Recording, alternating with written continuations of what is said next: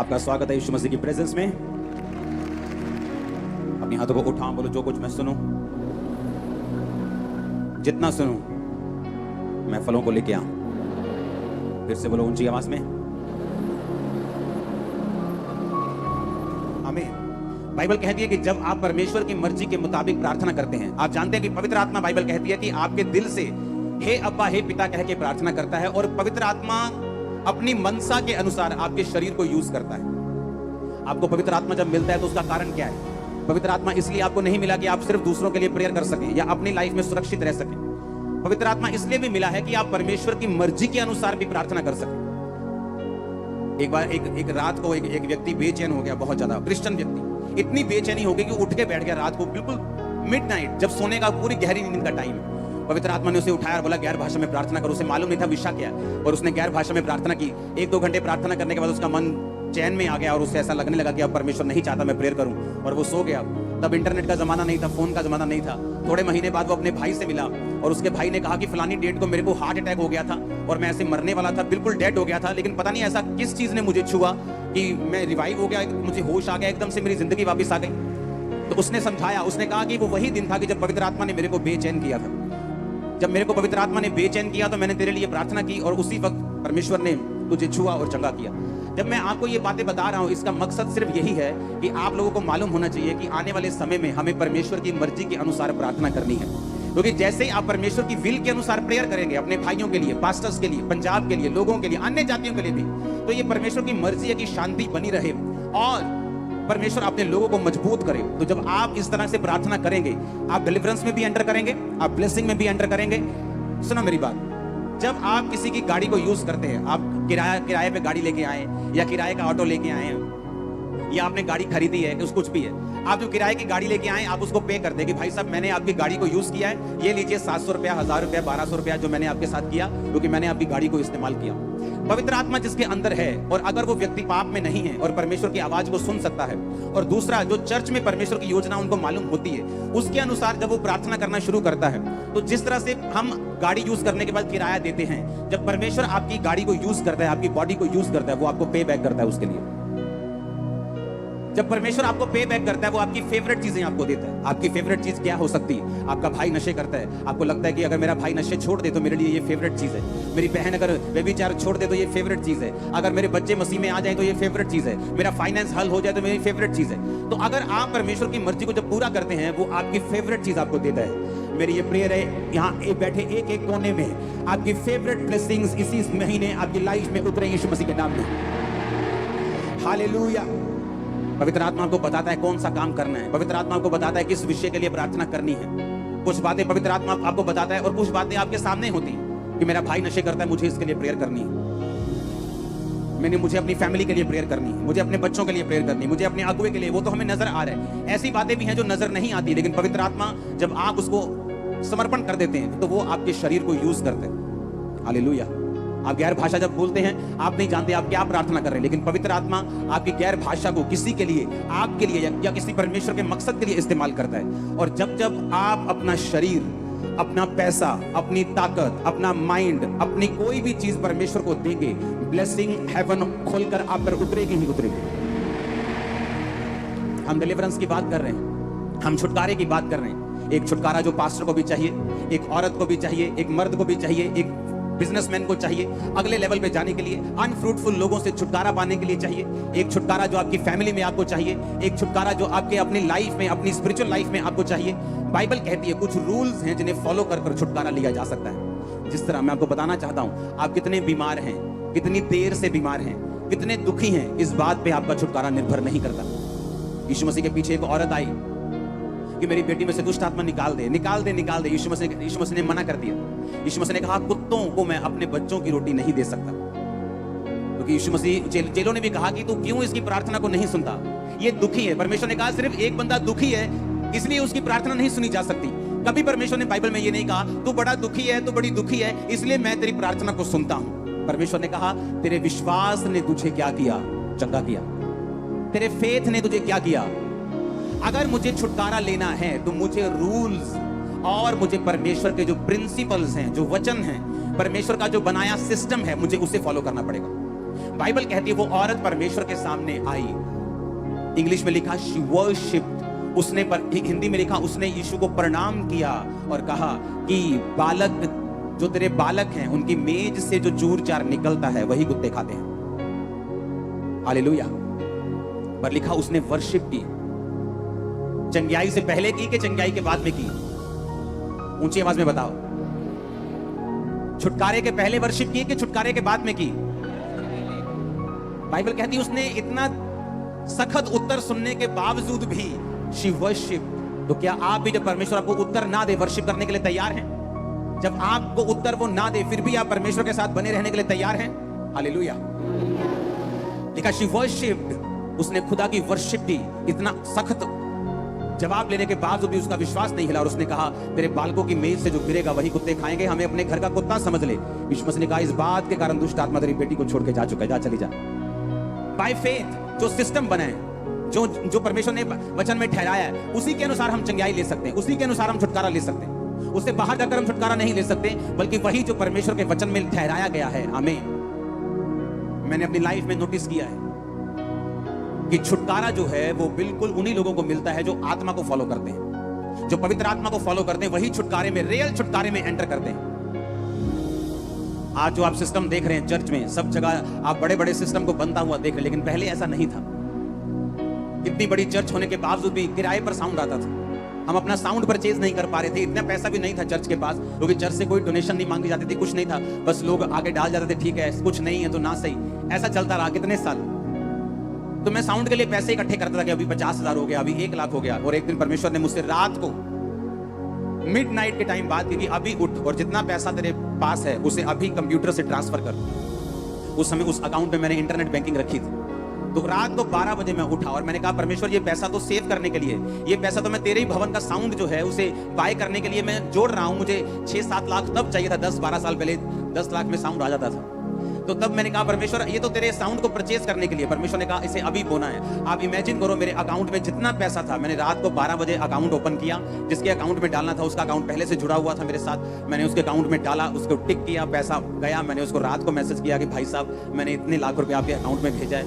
उसने कहा God bless you. मैंने कहा ठीक है जी अब तो हो गया, गॉड ब्लेस यू, अभी तो खाता खाली हो गया। इमेजिन करो थोड़े दिन में ही एक फैमिली मुझसे मिलने के लिए आई और उस फैमिली ने कहा कि परमेश्वर ने हमारे दिल में डाला है कि हमारे पास एक प्लॉट है, हम उसे बेचकर हम आपको देना चाहते हैं कि आप साउंड परचेज कर लो। कहां मैं उसे महीनों से जोड़ रहा था और कहां एक व्यक्ति आया और उसने पूरे के पूरे साउंड का खर्चा दे दिया। वो पहला टाइम था जब चर्च ने अपना साउंड खरीदा था। वो क्या था? एक छुटकारा। आज चाहे उस पैसे की आज उतनी वैल्यू नहीं, वो उतने पैसे के शायद 4 माइक आए, आज 1.5-2 लाख का माइक है, पर उस समय वो एक छुटकारा था मेरे लिए। आप कितने मेरी बात को समझ रहे हैं? मेरे लिए वो बड़ा छुटकारा था कि मेरी चर्च किराए से फ्री हो गई, अब किराए का पैसा मैं दरी में लगाऊंगा, मैं चर्च को बनाने में लगाऊंगा। मेरे लिए वो छुटकारा था। लेकिन परमेश्वर ने वो छुटकारा मुझे इसलिए नहीं दिया कि मुझे साउंड की जरूरत थी। जब मैंने विश्वास के कदम को उठाया तो परमेश्वर ने वो छुटकारा दिया। आप मेरी बात समझ रहे कि नहीं? जब चर्च शुरू हुई 2007-8 में, 7 में मैं खंबरा में आया, 8 में चर्च शुरू हुई। 3 लोग थे चर्च में। मैं ही चाय बनाने वाला था, मैं ही चाय बांटने वाला था, मैं ही दरी बिछाने वाला था, मैं ही दरी उठाने वाला था, मैं ही टेंट मैन था, मैं ही प्रीचर था, मैं ही क्लीनर था, सारा कुछ मैं ही था। हालेलुया। जब लोग आने वाले होते थे दरी भी मैं बिछाता था, पुलपट भी मैं ही लगाता था। साउंड तब जरूरत थी नहीं 3 लोगों में। सारा कुछ, चाय भी मैं एक बनाता था, बिस्किट भी मैं लेके आता था, उनको पिलाता भी मैं ही था, उनको खिलाता भी मैं ही था, उनको प्रीच भी मैं ही करता। सुनो मेरी बात, परमेश्वर की सेवा जो है वो शौक से होती है। आमीन। वो लव से होती है कि चाहे मैं 3 लोगों के सामने हूं, लेकिन मुझे यीशु मसीह से प्यार है और मैं उनको परमेश्वर के बारे में बताना चाहता हूं, उनको यीशु मसीह की लाइन पे लेके जाना चाहता हूं। तब क्या हुआ 2007 में 8 में एक 10 बाय 10 के कमरे से जब चर्च शुरू हुई तो चर्च बढ़ गई। जब 27-28 लोग हो गए, ओवरफ्लो हो गया। बल्ले भी बल्ले 27 अगर 27 से 3 लोग ज्यादा हो गए तो ओवरफ्लो हो गया। 3 लोग बाहर बैठे जी हॉल के। आज खंबरा चर्च ओवरफ्लो था, 3 लोग बाहर थे, ऐसा ओवरफ्लो था तब। सुनो हालेलुया। तो क्या हुआ, जब मैंने बात की, मैंने सोचा कि मेरे उस कमरे के पास ऐसे 2 बेड़े हैं, एक ऐसे जाता है, एक ऐसे जाता है। तो मैंने, वो किराए पे था, मैंने मकान मालिक से कहा, मैंने कहा लोग बढ़ रहे हैं तो मुझे ये वाला आपका जो यहाँ पे मीटिंग अभी करनी पड़ेगी। उसने मना कर दिया। उसने कहा नहीं ये छत थोड़ी सी कमजोर है, पता नहीं मीटिंग होगी कि नहीं, मतलब उसने मना कर दिया। मैं सोचा, मैंने कहा मैं तो ये सोच रहा था कि यहाँ होना चाहिए, परमेश्वर मेरी हेल्प करेगा, लेकिन अब मैं क्या करूँगा। तो परमेश्वर ने इंतजाम किया है कि नीचे प्लॉट, मेरी फैमिली का प्लॉट था, वहाँ मीटिंग शुरू हुई। उसके बाद जब वो भर गया, उसके सामने ग्राउंड थी, फिर वहां मीटिंग शुरू हुई। जब वो ग्राउंड में हम गए तो उस ग्राउंड का जो मालिक था वो एक दिन आके बोला, यार तुम इतने कब्जा ही ना कर लियो। मैंने कहा भाई साहब हम 200 करोड़ की कोठी फ्री में छोड़ के आए, ये कब्जा करने के लिए नहीं आए हम। हाँ, लेकिन तब लोग आपको समझते नहीं, जब आपके अंदर रिजल्ट नहीं होता, जब आपने कुछ दिखाया नहीं होता, तब लोग आपको समझ नहीं पाते। तब मैंने कहा ठीक है, हम ये जगह 1 महीने के अंदर अंदर छोड़ देंगे। हमने जगह फाइंड करनी शुरू की कि परमेश्वर कोई रेंट पे जगह हमें दे दे, कोई रेंट पे जगह मिल जाए, बड़ा प्लॉट मिल जाए 100 मरले 150 मरले का रेंट पे। तो कोई रेंट पे देने के लिए तैयार नहीं था। तो एक डॉक्टर साहब है, उन्होंने अपना प्लॉट हमें ऐसे ही दे दिया कि आप यूज करो। फिर वहां गए, फिर मुझे मालूम था कितनी देर तक कोई प्लॉट आपको कहीं तो अपनी जगह में जाना ही है, लेकिन कभी भी पैसों का इंतजाम नहीं, इतनी बड़ी चर्च होने के बावजूद भी। एक दिन जब मैं इंडिया के बाहर था तो वहां पे मुझे, जब मैं चर्च में गया तो वहां पे रूम के पैसे लगते हैं। मान लो एक रूम के वहां पे पैसे थे कि मान लो कि 80,000 रुपया एक वीक का, मान लो 2.5-3 लाख रुपया मुझे उस रूम के उनको देने थे। तो जब मैं वहां उस चर्च में पहुंचा अपने स्पिरिचुअल फादर के पास, तो उन्होंने मैसेज भेजा कि आपको रूम के पैसे देने की जरूरत नहीं। तो मेरे पास वो सारे पैसे बच गए। और जब मैं 3 हफ्ते वहां पे रहा और जब मैं आने लगा तो परमेश्वर ने, आप इमेजिन करो, ये नहीं कि पैसे बच गए अभी फायदा हो गया वापस ले जाएंगे पैसे, नो नो नो। मुझे मालूम था कि परमेश्वर खास मकसद के तहत ऐसा कुछ कर रहा है। जब मैंने, परमेश्वर ने कहा कि जितने डॉलर्स तेरे पास हैं वो सारे बो के जाने। आप इमेजिन करो, मेरी जेब में लाखों रुपए के डॉलर्स थे। और जब मैं वहां फ्लाइट में लागोस से न्यू दिल्ली के लिए चढ़ा हूं, मेरी जेब में $1 भी नहीं था, सिंगल डॉलर। सारे डॉलर्स मैंने बो दिए। सुनो मेरी बात, अब मुझे कितने साल से हम ट्राई कर रहे थे। 2008 की मिनिस्ट्री चल रही थी, 8 निकल गया, 9 निकल गया, 10 निकल गया, 11 निकल गया, 12 में प्रवेश करने वाले थे, अभी तक चर्च के पास जगह नहीं थी। ये नहीं कि हमें चाहिए, बहुत ज्यादा जरूरी चाहिए, इसका मतलब ये नहीं परमेश्वर हमें दे देगा जब तक हम विश्वास के कदम नहीं उठाते। जब मैंने वहां पे एक बड़ा बीज बो दिया और इतना विश्वास के साथ कि परमेश्वर वापसी में अगर कोई काम पड़ गया तो तू जिम्मेवार है, मुझे, मेरी जेब में एक भी पैसा नहीं है, आया तो मैं लाखों रुपए के साथ कहा तेरी जिम्मेवारी है। इमेजिन करो, जब मैं वापस आया, परमेश्वर ने इंतजाम बनाए। 2012 के लिए परमेश्वर ने, फर्स्ट टाइम था जब चर्च अपनी जगह में गई थी। उसके बाद जब वो जगह जहां पे ली गई, उसके साथ वाली जगह ली, लेकिन वो साथ वाली जगह झगड़े वाली थी। वो बोलता था मेरी है, जिसको हमने पैसे दिए वो बोलता था मेरी है, क्या प्रवासी लैंडी नहीं जगह, साढ़े पैसे वापस करो। हमने वो जगह बेच की। 2014 में हम फिर इधर आए जहां आप बैठे। आप मेरी बात समझे कि नहीं? मेरा छुटकारा मैं आपको इसलिए बता रहा हूं कि कैसे हुआ। बाइबल कहती है छुटकारा सिर्फ चाहने से, या मैं कितना दुखी हूं, या मुझे कितनी जरूरत है, इस चीज से कभी नहीं होता। हमें विश्वास के कदमों को उठाना पड़ता है, हमें व्यभिचार छोड़ना पड़ता है, हमें पाप छोड़ना पड़ता है, हमें बोना पड़ता है, हमें टाइथ निकालना पड़ता है, हमें ऑफरिंग्स को बोना पड़ता है, हमें परमेश्वर को अपनी जिंदगी समर्पित करनी पड़ती है, हमें अपनी जिंदगी से डर निकालना पड़ता है। बहुत सारी चीजें हैं जो छुटकारा मायने रखती है, जिससे छुटकारा आता है। वो छुटकारा किस तरह आएगा वो मायने रखती है चीजें। हालेलुया, कितने मेरी बात को समझ रहे हैं? मैं आपको अपना छुटकारा बता रहा हूं कि एक पास्टर के लिए मुझे मालूम है कितना मुश्किल होता है कि उसकी चर्च 7,000 क्रॉस कर जाए, लेकिन फिर भी उसके पास अपने चर्च के लिए जगह ना हो। उसे मालूम हो किराए पर आप कितनी देर रह लोगे, कितनी देर कोई आपको किराए पे अपने रख सकता है। कभी ना कभी तो आपको निकलना ही पड़ेगा, कभी ना कभी तो आपको अपनी जगह में जाना ही पड़ेगा। लेकिन कब ऐसा होगा? हम सोचते हैं हम प्रार्थना करेंगे, प्रार्थना करते रहेंगे, 40 साल भी करते रहेंगे, लेकिन जब तक आप विश्वास के कदम नहीं उठाएंगे, जब तक आप बोएंगे नहीं, जब तक आप परमेश्वर के वचनों को मानेंगे नहीं, तब तक परमेश्वर आपकी लाइफ में काम नहीं करता। हालेलुया। पहला राजाओं 3 उसकी 3 से 15 आयत में लिखा हुआ, सुलेमान यहोवा से प्रेम रखता था और अपने पिता दाऊद की विधियों पर चलता रहा। वह ऊंचे स्थानों पर भी बलि करता और धूप जलाता और राजा गिबोन को बलि चढ़ाने गया, और क्योंकि मुख्य स्थान वही था, वहां उसने 1000 होम बलि चढ़ाए। हमेशा ये बात याद रखो, जब कोई भी बलि की बात होती है या ऐसी किसी चीज की बात होती है तो वो यहोवा के लिए है। पुराने टाइम में लोग वो सुगंध भी चढ़ाते थे और बलि भी चढ़ाते थे पुराने टाइम में। तो जब भी मैं आपको बलि की बात करूं, सुगंध की बात करूं, तो आपको मालूम होना चाहिए कि वो यहोवा के लिए था। गिबोन में यहोवा ने रात को स्वप्न के द्वारा सुलेमान को दर्शन देकर कहा, जो कुछ तू चाहे मैं तुझे दूं, मैं मांग। सुलेमान ने कहा, तू अपने दास मेरे पिता दाऊद पर बड़ी करुणा करता रहा, क्योंकि वह अपने को तेरे सम्मुख जानकर सच्चाई और धर्म के साथ चलता रहा। तूने उस पर इस तरह की करुणा की, उसे उसकी गद्दी पर विराजने वाला एक पुत्र दिया है, जैसा कि आज वर्तमान है। अब हे परमेश्वर यहोवा, तूने अपने दास को मेरे पिता दाऊद के स्थान पर राजा किया है, परंतु मैं छोटा लड़का सा हूं जो भीतर बाहर आना नहीं जानता। फिर तेरा दास तेरी चुनी हुई प्रजा के लोगों के मध्य में है, जिनकी गिनती बहुतायत के मारे नहीं हो सकती। तू अपने दास को अपनी प्रजा का न्याय करने की, समझने की ऐसी शक्ति दे कि मैं भले बुरे को परख सकूं, क्योंकि ऐसा कौन है जो तेरी इतनी बड़ी प्रजा का न्याय कर सके। इस बात से प्रभु प्रसन्न हुआ कि सुलेमान ने ऐसा वरदान मांगा है। तब परमेश्वर ने उससे कहा, इसलिए कि तूने वरदान मांगा, ना तो दीर्घायु, ना धन, ना अपने शत्रुओं का नाश मांगा, परंतु समझने के विवेक का वरदान मांगा है। इसलिए सुन, मैं तेरे वचन के अनुसार करता हूं, तुझे बुद्धि विवेक से भरा हुआ मन देता हूं, यहां तक कि तेरे समान ना तो कोई पहले हुआ ना बाद में होगा। फिर जो तूने नहीं मांगा, धन और महिमा भी मैं तुझे यहां तक देता हूं कि तेरे जीवन भर कोई राजा तेरे तुल्य ना होगा। परंतु यदि तू अपने पिता दाऊद के समान मेरे मार्गों में चलता हुआ मेरी विधियों और आज्ञाओं को मानता रहेगा, तो मैं तेरी आयु को बढ़ाऊंगा। तब सुलेमान जाग उठा और देख कर कि यह सपना था। फिर वह यरूशलेम को गया और यहोवा की वाचा के संदूक के सामने खड़ा होकर होम बलि और मेल बलि चढ़ाए और अपने सब कर्मचारियों को भोज दिया। अब यहाँ पे बाइबल कहती है, जब सुलेमान राजा बना, उसे एक बात मालूम थी कि उसकी प्रजा बहुत बड़ी है, लेकिन उसके पास ऐसी बुद्धि नहीं जो अपनी प्रजा का न्याय कर सके। अब उसे छुटकारा चाहिए। बाइबल कहती है, जब वो परमेश्वर के संदूक को लेके आ रहा था, उसने परमेश्वर के संदूक के सामने हजारों बलियों को चढ़ाया। जब भी आप अपनी जिंदगी से परमेश्वर के सामने कुछ ऐसा चढ़ाते हैं जो आपके लिए बहुत मायने रखता है। हन्ना ने अपना बेटा परमेश्वर को चढ़ा दिया, सेवा के लिए दे दिया। सुलेमान ने लिखा लाखों भेड़ों को कुर्बान कर दिया।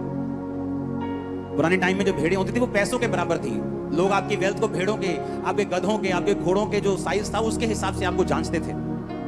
बाइबल कहती है कि जब उसने वो दिया तो परमेश्वर ने उसको सपना दिया और परमेश्वर ने कहा, तू मुझसे क्या मांगता है? जब भी आप परमेश्वर को कुछ ऐसा देंगे जो आपके लिए कीमती है, परमेश्वर की स्पिरिट आपके लिए हिलेगी और वो आपसे बात करेगा। कुछ ऐसा जो मेरे लिए कीमती है, मैंने बहुत बार परमेश्वर को दिया है। जो मेरे लिए बहुत मायने रखता है, मैंने परमेश्वर को दिया है।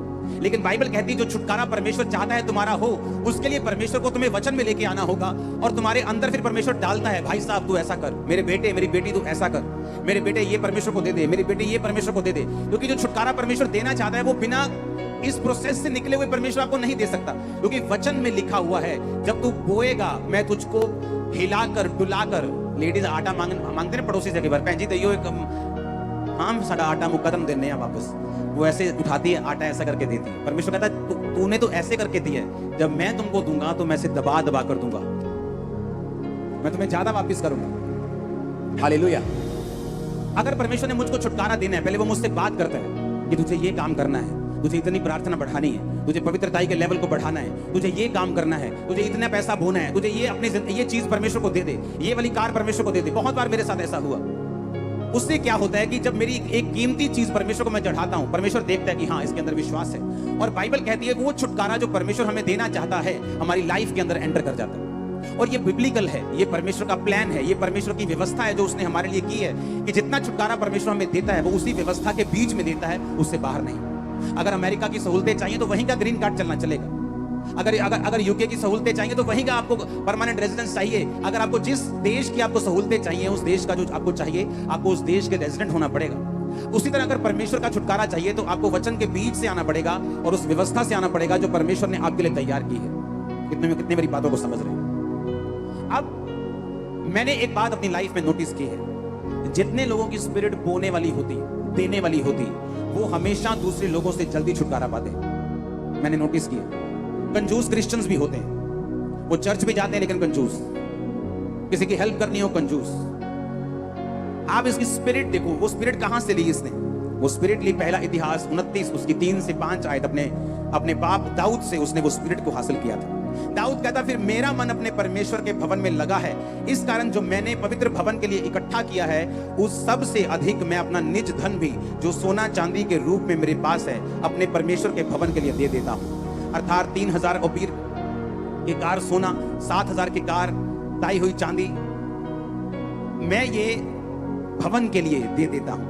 पहला इतिहास 29 उसकी 3 से 4 और 5 आयत। 4 आयत को मैं दोबारा पढ़ूंगा।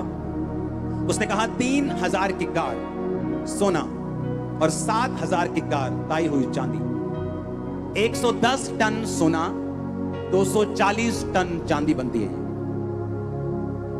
हालेलुया। कितने टन सोना बनता है? एक 10 ग्राम सोना 50,000 के करीब है। हाँ, 1 किलो सोना 50 लाख का हो गया। इमेजिन करो 110 टन सोना। पर्सनल की बात कर रहा हूं, जो दाऊद का पर्सनल सोना था, जो दाऊद की पर्सनल चांदी थी। उसने कहा जो भवन के लिए मैंने इकट्ठा किया मैं वो तो देता ही हूं, लेकिन मैं अपना निज धन, जो मेरा निज धन है, जो मेरी पर्सनल प्रॉपर्टी है, जिस तरह आज जब इंग्लैंड की जो रानी जो प्रभु के पास चली गई, उसका जो निज धन है, इंग्लैंड का धन नहीं, इंग्लैंड के पास धन नहीं, जो उसका निज धन है वो भी बिलियन डॉलर्स में है। दाऊद का जो राजाओं का निज धन होता था, अपना धन, उसने कहा मैं अपना सारा निज धन, मैं सोना, मैं चांदी, क्योंकि मेरा मन परमेश्वर के भवन के साथ लगा हुआ है, मैं वो भी परमेश्वर के भवन को देता हूं। हुआ क्या, परमेश्वर ने उस सोने को ग्रहण किया, और इसीलिए जब सुलेमान ने उसी स्पिरिट को लेकर उसी बलियों को, उसी तरह की देने की आत्मा जो उसके पिता में थी, जब वो बलियां चढ़ाता था, परमेश्वर ने विजन दिया। बलि देने के बाद परमेश्वर रात में सपने में आता और बोलता है तेरे को क्या चाहिए? उसने कहा मैं छोटा लड़का हूं, मैं चाहता हूं कि तू मुझे बुद्धि दे ताकि मैं तेरी प्रजा का न्याय कर सकूं। परमेश्वर कहता है अब मैं तुम्हें बुद्धि भी दूंगा, ऐश्वर्य भी दूंगा, धन भी इतना दूंगा कि तेरे पहले या बाद में किसी राजा को मैंने इतना नहीं दिया होगा। कारण क्या? क्योंकि जो दाऊद ने बोया, उससे पहले इतिहास में ऐसा बड़ा बीज कभी भी बोया नहीं गया था। किसी ने भी इतना बड़ा बीज इतिहास में नहीं बोया था जो दाऊद ने बोया। जब दाऊद ने बोया, परमेश्वर ने कहा तू मुझे हरा नहीं सकता, तेरे बाप ने जो बड़ा बीज बोया, चाहे तूने ये पैसा नहीं मांगा, उस बीज के कारण मैं तुझे बुद्धि भी देता हूं जो तूने मांगी है, लेकिन पैसा भी इतना दूंगा कि तेरे बाद या तेरे आने वाले समय में, पहले भी या अब भी, कोई भी राजा ऐसा नहीं होगा। हालेलुया। और बाइबल कहती है छुटकारा सुलेमान की जिंदगी में एंटर हुआ।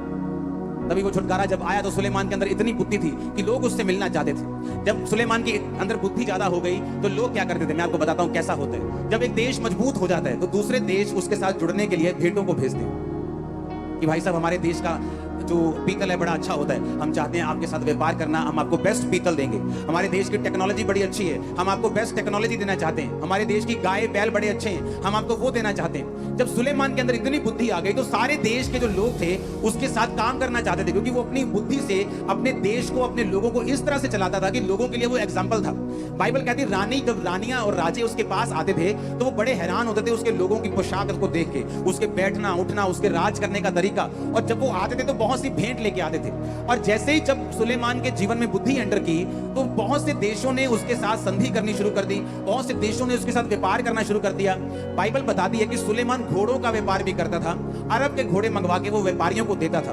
बाइबल कहती है कि इस धरती के नीचे ऐसी कोई चीज नहीं थी जिसकी नॉलेज सुलेमान को नहीं थी। परमेश्वर ने हर एक चीज के लिए उसकी बुद्धि को खोल दिया था। लेकिन उस छुटकारे की शुरुआत कहां से हुई? बोने से। समझ आ रही है कि नहीं? इमेजिन करो जो लोग नहीं बोते, इमेजिन करो वो क्या मिस करते हैं। ये नहीं कि उनकी तनख्वाह 15,000 से 14,000 रह जाएगी, वो आइडियाज मिस कर देते हैं जो पवित्र आत्मा जन्माता है आपकी लाइफ के अंदर। वो आइडियाज मिस हो जाते हैं उनके, वो गाइडेंस मिस हो जाती है जो इस दुनिया को जन्माने वाला, देखी हुई जितनी सब चीजें उनको बनाने वाला परमेश्वर जो उनके दिमाग में जन्माना चाहता है, वो आइडिया वो मिस कर जाते हैं। आप जितने मर्जी समझदार हो, आप 10 आइडिया लगाओ, लेकिन कौन सा ऐसा आइडिया है जो परमेश्वर का उपजाया हुआ है और जिसमें परमेश्वर चाहता है, जो आपके लिए, फ्यूचर के लिए, आपके बच्चों के लिए भी कामयाब रहेगा, वो उन्हीं लोगों को मिलता है जो बोने वाले लोग हैं। बाइबल कहती, पौलुस ने कहा, जब हम फिलिपियों की पुस्तक पढ़ते हैं उसका 4 उसकी 15 से 19 आयत, तो उसने कहा हे फिलिपियों, तुम आप भी जानते हो कि सुसमाचार के आरंभ में जब मैं मकदुनिया से विदा हुआ तो तुम्हें छोड़ और किसी मंडली ने लेन देन के विषय में मेरी सहायता नहीं की। जब मैं थिस्सलुनीके में था तब तुमने मेरी घटी पूरा करने के लिए 1 नहीं 2 बार दान भेजा था। ये नहीं मैं दान चाहता हूं, परंतु ऐसा फल चाहता हूं जो तुम्हारे लाभ के लिए बढ़ता जाए। अब पौलुस कहता है जो तुमने दान भेजा था वो मुझे नहीं चाहिए, आपका पैसा मुझे नहीं चाहिए। आप चर्च मेरे को तनख्वाह नहीं देती, या मेरी वाइफ को तनख्वाह नहीं देती। चर्च मेरी मदर भी यही सेवकाई करती है, नहीं मैं हम नहीं लेते, तो हम अपनी मदर को दिलवा दें, या इधर से उधर से कोई तनख्वाह नहीं लेता। पौलुस कहता मैं तुम्हारा पैसा नहीं लेता हूं, मैं तुम्हारा दान नहीं चाहता हूं, पर मैं ऐसा फल चाहता हूं जो तुम्हारे लाभ के लिए बढ़ता जाए। पौलुस ने कहा मुझे तुम्हारा पैसा नहीं चाहिए, मैं तंबू सीता हूं, मेरे और मेरे जो सहकर्मी, जो इवेंजलिस्ट हैं, जो प्रेरित हैं, वो अपना कारोबार करके अपना घर चला सकते हैं, अपना पेट पाल सकते हैं। लेकिन तुम जो बोते हो, तुमने जो बोया है परमेश्वर के राज्य के लिए, 2 बार इस घटी में, जब मैं परमेश्वर के सुसमाचार में था, जब मैं मिशनरी यात्राओं के ऊपर था, जब मेरे को पैसे की जरूरत थी, तुमने बोया। कहता अब मेरा परमेश्वर 19 आयत में उस धन के अनुसार जो महिमा सहित मसीह यीशु में है तुम्हारी हर एक घटी को पूरा करेगा। आमीन। ये सब लोगों को नहीं कहा उसने। आज हर क्रिश्चियन इस वचन का रट्टा मारकर परमेश्वर से अपनी जरूरतें पूरी कराने की कोशिश ना करें।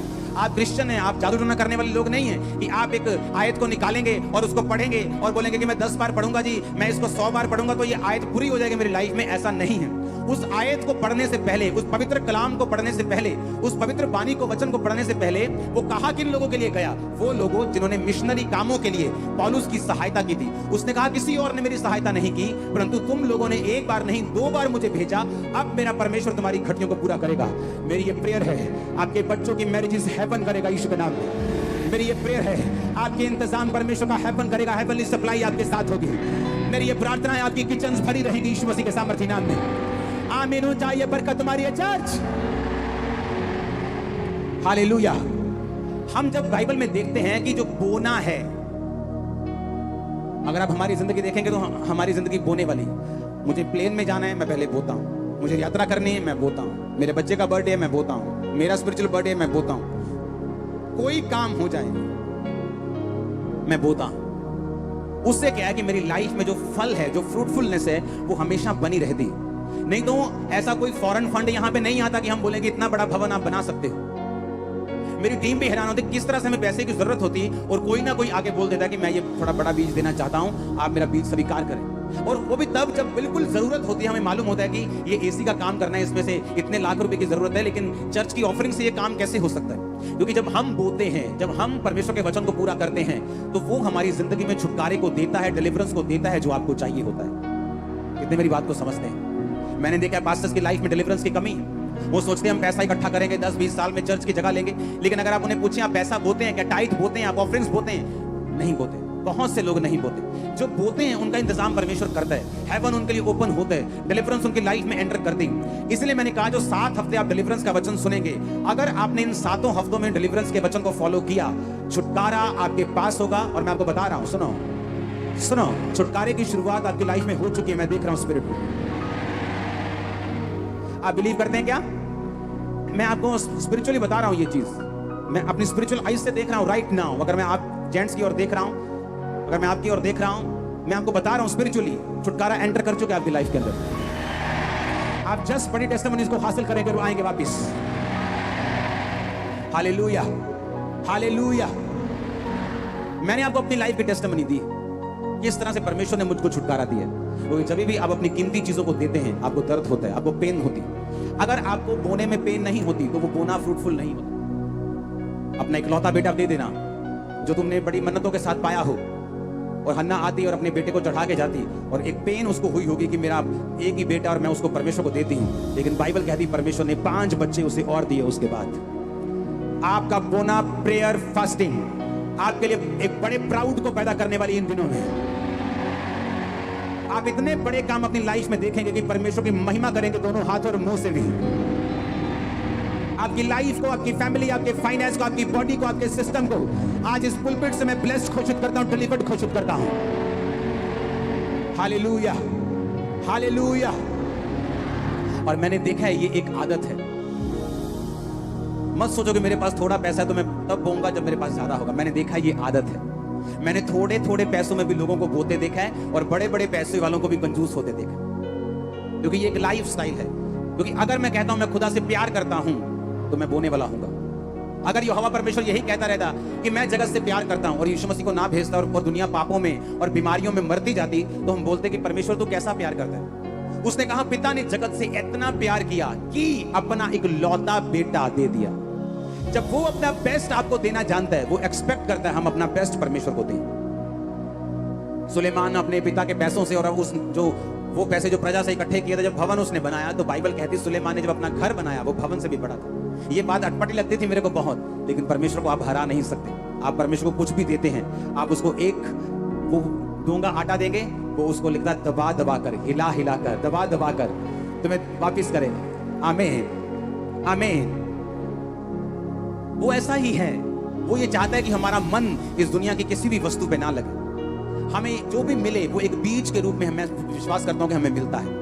जो भी हमारे पास है वो एक बीज है, एक फसल के लिए। जब उस बीज को हम बोते हैं वो फसल को हासिल करते हैं, फिर उस फसल से भी हम बीज को बोते हैं, हम नेक्स्ट फसल हासिल करते हैं। किसान जितना मर्जी अच्छा हो, जितना मर्जी भला हो, अगर वो रोए जमीन के पास जाकर के मुझे कनक चाहिए और कनक को बोए ना, तो वो कनक हासिल नहीं कर सकता। उसे बीज बोना पड़ता है, उस बीज की रक्षा करनी पड़ती है, उस बीज को पानी देना पड़ता है, उस बीज को दवाई देनी पड़ती है। आपको भी उसी तरह करना पड़ता है। आप जब बोते हैं आप उसको उसकी रक्षा करनी पड़ती है। ये नहीं आप बो के व्यभिचार में चले जाएंगे तो आपका बीज फलवंत होगा। आप लंगर प्रसादों में चले जाएंगे, आपका बीज फलवंत होगा। आपको उस बीज की रक्षा करनी पड़ेगी, आपको उस बोने की रक्षा करनी पड़ेगी, आपको उसकी केयर करनी पड़ेगी, आपको उसको पानी देना पड़ेगा, वचन में रहना पड़ेगा, संगति में रहना पड़ेगा। अपनी आंखों से अपने बोए गए बीजों की फसल आपके बच्चे, आपका घराना खाने वाला है बड़ी वृद्धि के साथ। आमीन। ऊंचा चाहिए church, overflow branches. Hallelujah, hallelujah. जब मैंने ये सेवकाई की शुरुआत की थी तो मुझे मालूम था कि मुझे अपने लोगों को आधा अधूरा वचन नहीं देना।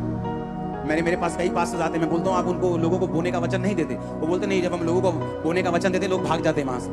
मैंने कहा वो लोग इसलिए भाग जाते हैं, उन्हें लगता है कि पास्टर मांग रहा है, पास्टर को पैसों की जरूरत है, पास्टर के शायद बच्चे स्कूल नहीं जा रहे, उसको जरूरत है पैसों की।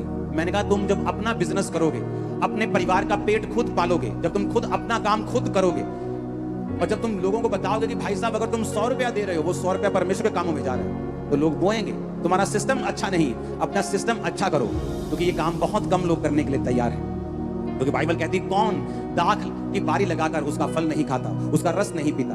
पौलुस कहता कि मेरे पास अधिकार है कि मेरा खर्चा चर्च उठाए, लेकिन कहता मैं उन अधिकारों को प्रयोग में नहीं लेके आऊंगा ताकि मैं ज्यादा से ज्यादा लोगों को खींच के लेके आऊं। अगर आपको मालूम है कि मेरा पैसा खुदा के भवन में 100% जा रहा है, तो मुझे मालूम है लोग खुल के बोलते हैं, उन्हें पता है कि हमारा पैसा जहां भी हम बो रहे हैं वो सही जगह पे जा रहा है और पूरा जा रहा है, और पूरे एक 100 बंदों की टीम है जो उसे खर्च रही है, पूरा हिसाब रखा जा रहा है। लोग इसी कारण ब्लेस्ड हैं। मैंने उन्हें बताया कि अगर खामरा चर्च में हमने अभी सीट नहीं लिया, कितने साल, 1.5 साल 2 साल पता नहीं कितने हो गए, मेरे को याद नहीं। मैंने कहा अगर आज भी मैं सीट के लिए अनाउंस करूंगा तो उस दिन इतने लोग होते हैं जितने चर्च में नहीं होते। संडे खामरा चर्च में इतने लोग होते हैं। वो बोलते अच्छा। मैंने कहा हाँ, जिस दिन येलो सीट अगर लेना हो तो कोई बंदा चर्च मिस नहीं करता, 99% लोग मिस नहीं करते, और नए भी आके डाल के जाते हैं कि हमें उस चर्च में कॉलिंग आई है, हमने बो के जाना है, क्योंकि परमेश्वर ने वो सिस्टम दिया है। अभी उन सीटों की हम नहीं ले रहे, लेकिन आपको मैं बता रहा हूं कि किस तरह से परमेश्वर आपकी लाइफ में काम करता है। आमीन। ये लाइफस्टाइल होना चाहिए। बोना तब नहीं जब मेरे पास करोड़ों रुपया है, मेरे पास 10 रुपए भी हैं तो मैं 1 रुपया बो सकता हूं। मैं किसी काम में, परमेश्वर के काम में उस 1 रुपए को लगा सकता हूं। जब मेरे हार्ट में, जब मेरे दिल में बोने की स्पिरिट आ जाएगी तो परमेश्वर कहता तू थोड़े में वफादार था, मैं तुझे ज्यादा दूंगा। आमीन। तू थोड़े में फेथफुल था, मैं तुम्हें ज्यादा दूंगा। जब परमेश्वर आपको ब्लेस करने पे आता है, जब परमेश्वर आपको फाइनेंशियली स्टेबल करने पे आता है, जब वो आपको छुटकारा देने पे आता है, उसे देश की इकोनॉमी की जरूरत नहीं है बढ़ाने को, वो आपको छुटकारा दे सकता है। जब नाइजीरिया में दुनिया का सबसे बड़ा पेंटिकोस्टल स्ट्रक्चर चर्च बना, तो उस चर्च में जब बताया गया कि ये इतने $1 मिलियन का चर्च होगा, तो वो पास्टर सबसे गरीब था और उसकी तनख्वाह आज के हिसाब से जस्ट 700 रुपया महीना थी। 3500 नायरा उसकी तनख्वाह थी, लेकिन 350 नायरा बोना, जो जिसकी वैल्यू सिर्फ 70 रुपए बनती, वो भूलता नहीं था। उसके स्पिरिचुअल फादर ने उसको बोना सिखाया था कि बेटा कम हो ज्यादा हो, बोना छोड़ना मत। आज वो सबसे बड़ा स्ट्रक्चर बना रहे हैं, और जिस चर्च को वो अब बना रहे हैं, नई चर्च को, उसकी वैल्यू 3000 करोड़ से भी ज्यादा है। हालेलुया। कौन बना रहा है? जो गरीब था। कारण क्या? छुटकारा। कैसे मिला? परमेश्वर के वचन से। गरीबी में जन्मना पाप नहीं, गरीबी में मरना पाप जरूर है। आप गरीबी में जन्मे, आपका कोई कसूर नहीं, गरीबी में मर जाओगे तो ये पाप है। आप बीमार जन्मे हैं, कोई प्रॉब्लम नहीं, लेकिन बीमार मरिए मत। पाप में जन्मे हैं, कोई प्रॉब्लम नहीं, पाप में मरिए मत। मसीह से बाहर जन्मे, कोई प्रॉब्लम नहीं, मसीह में आकर जाइए। हालेलुया। कितने इन बातों को समझ रहे हैं? जब मैं छुटकारे की बात करता हूं, मैं ओवरऑल छुटकारे की बात करता हूं। सुलेमान ने सिर्फ बोया, परमेश्वर ने उसको बुद्धि दी, लेकिन छुटकारा चारों तरफ का हुआ।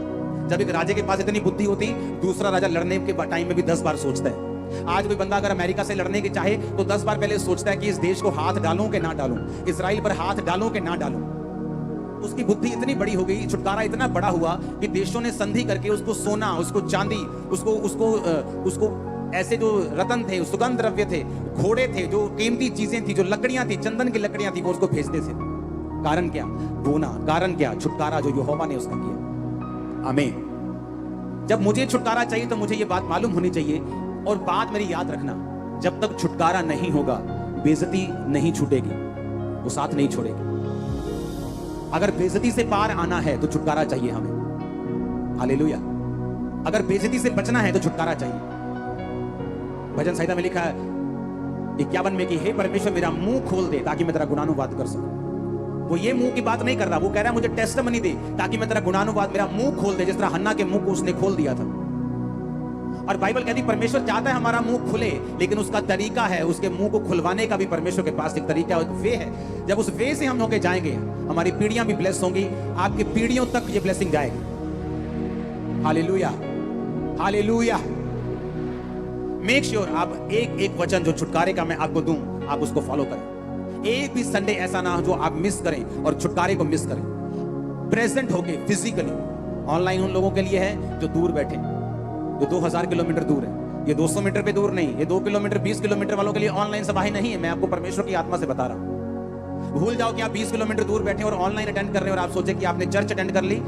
परमेश्वर के हेवन में आपकी अटेंडेंस नहीं लगी उस दिन, क्योंकि आपको फिजिकली बीज बोना है, अपने टाइम का, अपनी ताकत का।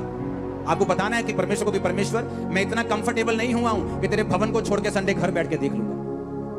आपको जब भी रिजल्ट मिलेगा कंफर्ट जोन के बाहर मिलेगा। जब भी आपका कंफर्ट खराब होने लगेगा, आपको मालूम होना चाहिए कि बड़े रिजल्ट आपके इंतजार कर रहे हैं।